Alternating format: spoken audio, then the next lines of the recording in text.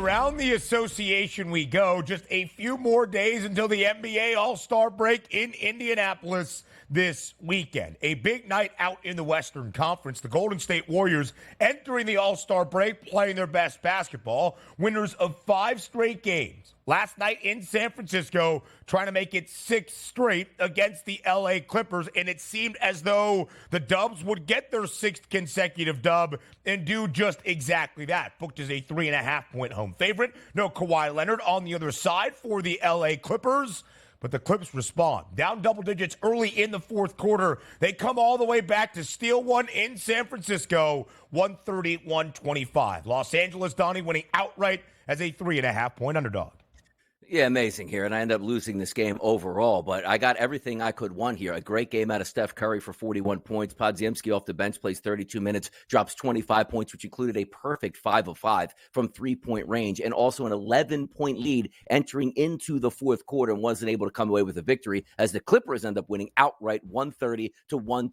I thought it was a pretty good spot for Golden State. And again, preface this by saying Kawhi Leonard was already out. You know how we do it, Ben, here in the morning, right? We're handicapping games that aren't going to play for possibly 12 hours. So I was even under the guys like, you know what? I'll take that 3-point line right now. There might be a chance like James Harden or Paul George also sits this basketball game out, and they didn't. But again, if you would have told me tonight, Steph is going to drop 9 triples there, 41 points, they'll have a double-digit lead in the fourth quarter, sign me up all day long. It didn't work out here. Quality win for the Clippers. The Clippers booked as an underdog for just the second time in the calendar year of 2024. Entering last night, not great as a dog this season. 8 previous games, just 2-6 against the number. But the Clips do win and cover last night as the 3.5-point underdog, of course, now 3-6 against the spread. The Clippers entered last night going under in 8 of their previous 10 games. On the 5-game win streak for Golden State, under in all 5. Last night, the total of 238.5 still finds its way over. 44 points from the Clippers in that fourth and final quarter. So just a 3-game slate, a triple header on this Thursday. It is the final night of action before the NBA All-Star break this weekend. And then we'll be back on the court next Thursday. But we're not at the halfway point, and maybe now the football season is over. You are starting to pay attention. We are firmly past the halfway point of this season, around 55 games for most teams around the association, including the defending NBA champions, the Denver Nuggets, at home last night, hosting the Sacramento Kings. The Kings a 5.5-point underdog, and they win outright, 102-98 in Mile High. What a night it was for De'Aaron Fox. His Sacramento team, Donnie, down by 1, 93-92 with just over 2 minutes remaining in regulation. De'Aaron Fox scored the final 10 points for Sacramento to lead the charge and the comeback. The Kings win by 4. Yeah, balanced attack here, Ben, is what you're saying from that Sacramento Kings starting 5. You had 30 points out of De'Aaron Fox, 20 out of Barnes, and 20 out of Sabonis, who continues to be a monster, chipping in 13 rebounds, 7 assists, and 3 steals on top of that. He's an absolute machine out there. But the one thing that you were missing for the Denver Nuggets, yes, they're at home. Yes, they usually play well in elevation. We didn't have Jamal Murray last night at that point. You had to lean on Nikola Jokic, only 15 points last night. If you have one of your superstars sit out and your second superstar, who might be the MVP, only chipping in with 15, that's going to be a tough night. The Denver Nuggets don't even get to the century mark. That's a big-time win for the Sacramento Kings, Ben. Yeah. You can file away for the playoffs and use that for your advantage. Say, hey, you know what? If we meet again, we can beat you. We can beat you in a low-scoring game, and we can beat you in your own building.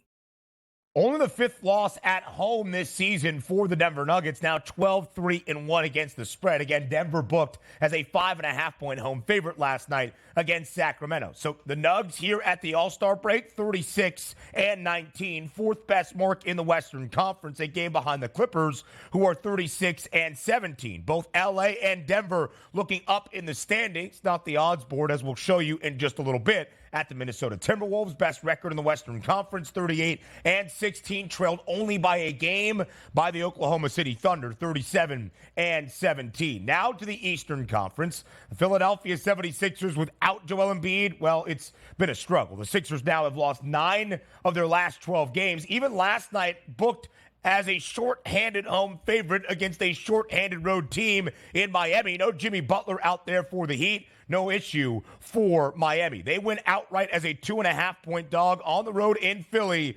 109-104.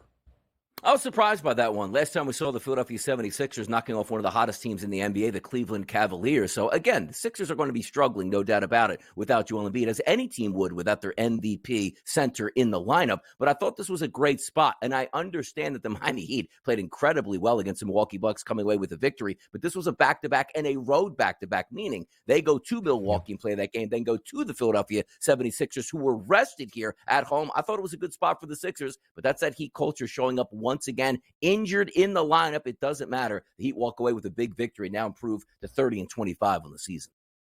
Game high 30 points out of Tyrese Maxey, the newly acquired Buddy Hield, a double-double, 22 points, 10 dimes last night for the 76ers. But on the other side, 3 players in the starting lineup for Miami scored 20 or more points. Duncan Robinson, 5 triples, 23 apiece for Bam Adebayo and Tyler Hero. Miami is now covered in 5 straight games. Their last 3 all booked as an underdog, under in 15 of their last 18 as well. That is Miami Heat basketball. The return of Pascal Siakam to the Great White North last night in the 6th, the Pacers against the Raptors. And it comes with a victory for Pascal and his Pacers, 127-125. A 2.5-point closing number, though, in favor of Indiana on the road. So the Raptors do get that slight cover. I think 43 is Pascal's former number for the Toronto Raptors. What a welcome back it was. Total goes over 246.5. Pascal Siakam in his return to the 6,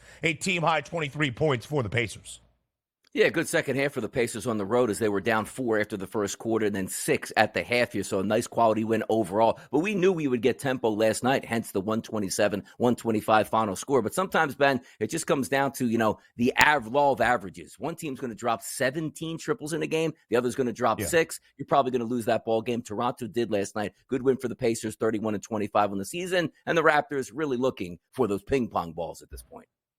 Yeah, the Raptors are in a rebuild, as we know, trading away Pascal Siakam, OG Anunoby. A big win, though, for Indiana. They will enter the All-Star break. They'll host everybody in Indianapolis over the weekend in that 6th spot in the Eastern Conference. A matchup last night between one of the hottest teams in the NBA that's now on a little bit of a skid and the best cover team in all of the association. The Orlando Magic at home against the New York Knicks win by 18, 111-100 over New York. The Magic cover as a 3.5-point home favorite. Now 36-19 against the number this year, 10-3 against the spread as a home favorite. Orlando, the best cover team in the NBA. New York, who was the hottest team to start off the calendar year 2024, has now dropped 4 straight games.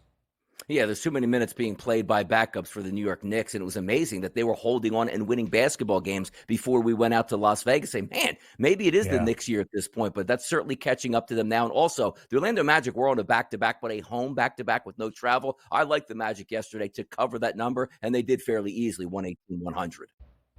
The New York Knicks, who had won 9 straight games, the hottest team in the NBA, have now dropped 4 straight, and after the 9-game win streak, have lost 5 of their last 6. Just something to pay attention to. And as we know, in the 9-game win streak, 8 of the 9 games stayed under for the New York Knicks. Now that they've dropped 5 of their last 6, 3 of those games over. Again, it is the dichotomy of New York Knicks basketball under Tom Thibodeau. So here's where the Eastern Conference stands at the moment. Orlando 5 games above 500, 30-25 in the 8th spot. The New York Knicks on the climb into the 4th spot in the Eastern Conference. 11 games above 500, 33-22. But everybody out east trailing the Boston Celtics. Again, the best record in the NBA for Boston, 43-12. The only team that's even won 40 games so far this season, and a 6-game cushion for the top spot out east. The MVP race in the NBA next.